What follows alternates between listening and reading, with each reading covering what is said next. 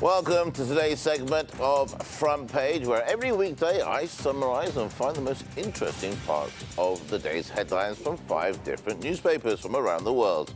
My quest is to weed out the facts as they are reported in each newspaper, and I'll do my best to find the most interesting stories out there.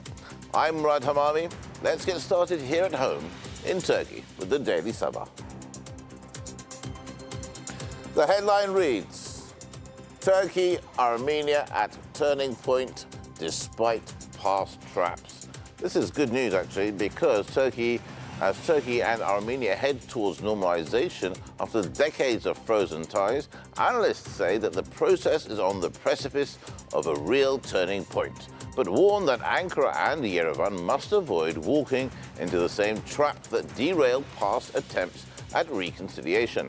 Turkey and Armenia have ramped up efforts to bury the hatchet over long-standing differences that led to the freezing of diplomatic ties and a border between the two neighbors.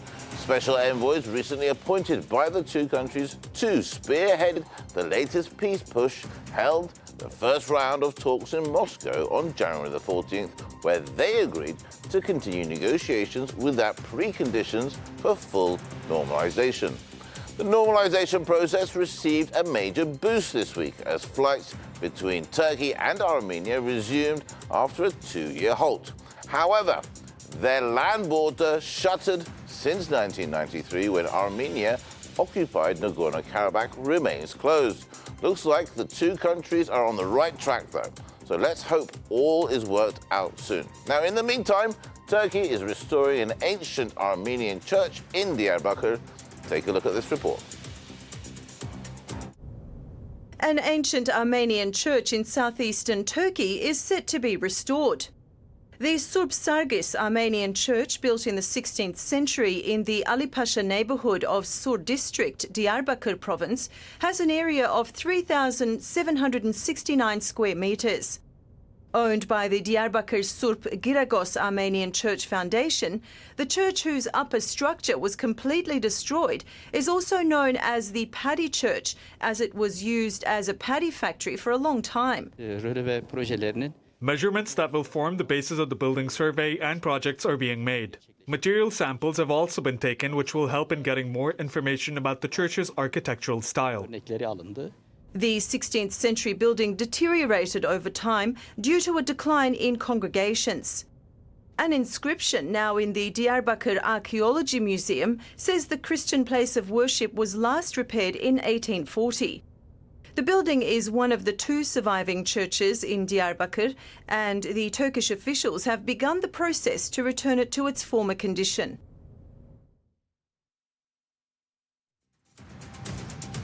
Right, you're back again with me. Okay, now let's take a look at our next newspaper. Let's go to the UAE, United Arab Emirates. Want to see what they're talking about. The National reads, AD Ports, in other words, Abu Dhabi Ports, to fund growth with 1.1 billion share sale.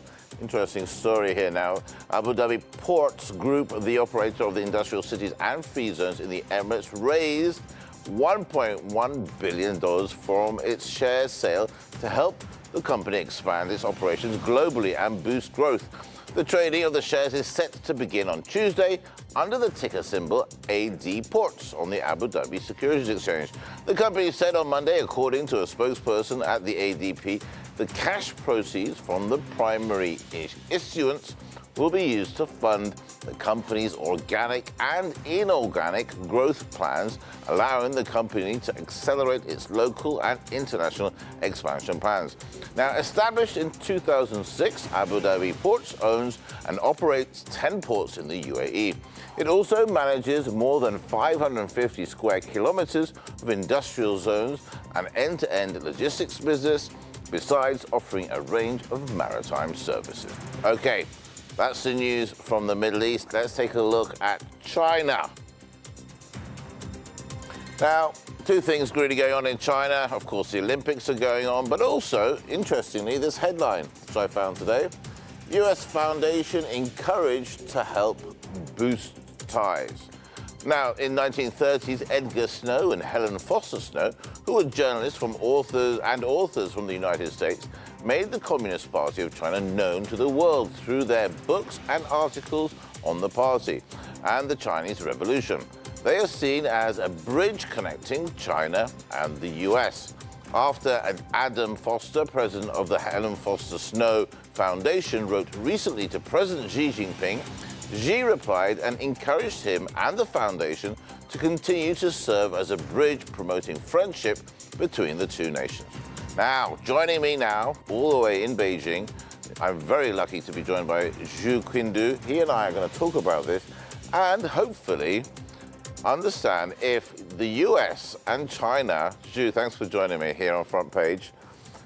I really want to understand, it's good to see you, I really want to understand if we'll ever get to see China and the US be friends again. I know, I know it's a hard question, but it's... It is. There's always hope. But what I can tell you is that, from Chinese point of view, I think the Chinese would love to continue to be friend of the Americans.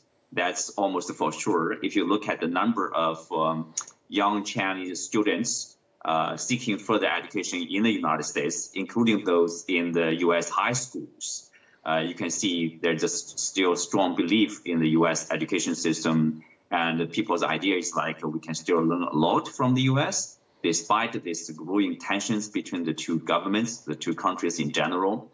But unfortunately, we know that since Donald Trump, the U.S. launched a trade war, tech war, and then basically visa restrictions on Chinese journalists, on Chinese people, scholars included. Very unfortunate. And because of the pandemic, we see the dwindling people-to-people exchange, which is, typically important for two nations, could serve as a foundation for bilateral relations. So that's a bit very unfortunate. So I think the Chinese President Xi Jinping, responding to the letter, basically encouraging people from the two countries to interact with each other more frequently. So to keep this bridge, keep this bridge intact between China and the U.S. Because, the understanding from the U.S., basically the general consensus that, we need to contain China. So here is this new Cold War. We cannot be replaced by China. We cannot let China surpass the U.S. We need to keep China down. But for China, the game, the goal is not to replace the United States or to become the most powerful country in the world. For China, it's really about, are we better than us like 5 years ago? Are we better than ourselves yesterday or last year? The focus or the priority for the Chinese government and the leadership is really about the Chinese people, the livelihood, the welfare, whether people are happy, whether people are well protected from the COVID, the virus there. It's central. That's the priority for the Chinese people. 1.4 billion people. That's not easy to feed the people and to put a safe roof and over the head of everybody. That's a huge task, daunting task for the Chinese government. So no, if you look at the Chinese Belt and Road Initiative, that's something you can call it a Chinese international agenda. That's focused on investment and trade. That's not something like China is building military bases around the world or challenging the U.S. power, U.S. presence in every part of the world. No, it's not the case. China does not seek a competition with the U.S. China seeks cooperation with the U.S. on the pandemic control, on climate change, and other issues like the nuclear proliferation, etc. Let's hope so. Zhu, perfectly explained. Really appreciate you taking the time joining me here on Front Page. Short, sweet, and insightful. Thank you so much, sir. Take care. Speak soon. Thank you, Mark. There you go. China and US, according to Zhu, can be friends. Let's hope that is worked out in the end. Okay, now let's go to the UK. Now, we can't have a Front Page program without at least one United Kingdom newspaper. Today, I've chosen for you The Guardian.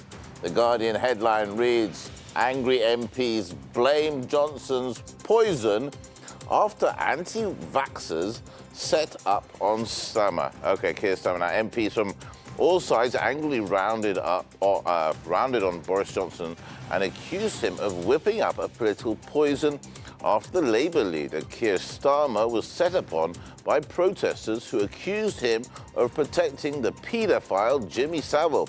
Now, Johnson provoked widespread fury last week when he suggested Starmer had protected Savile during his time as Director of Public Prosecutions.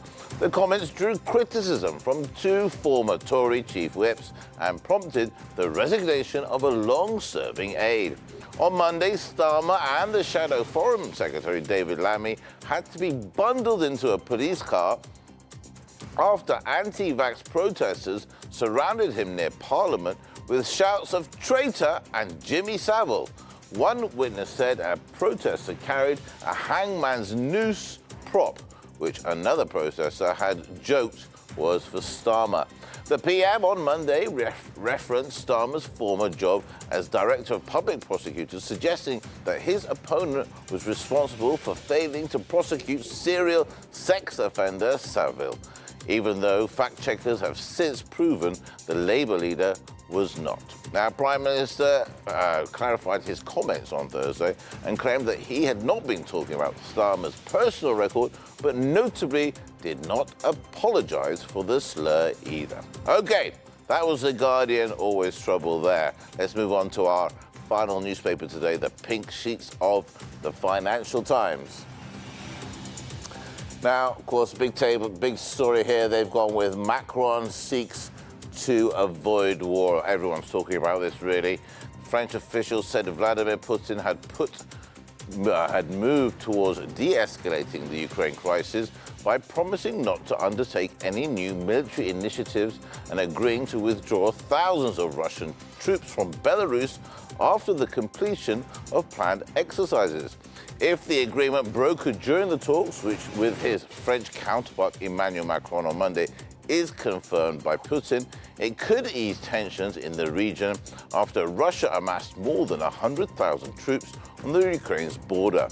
Kremlin spokesperson Dmitry Peskov told the Financial Times that Putin and Macron were prepared to continue dialogue on the French proposal, but that the discussion had yet fully eased Moscow's concern. Now, neither Putin nor Macron referred directly to such a deal at a news conference just 5 hours of talks after those 5 hours of talks, although France's president said his Russian counterpart had assured him of his willingness to talk about de-escalation. Putin was instead combative and critical of NATO, blaming the West and Ukraine for the crisis, but said Russia would do everything possible to reach compromises acceptable to everyone on European security.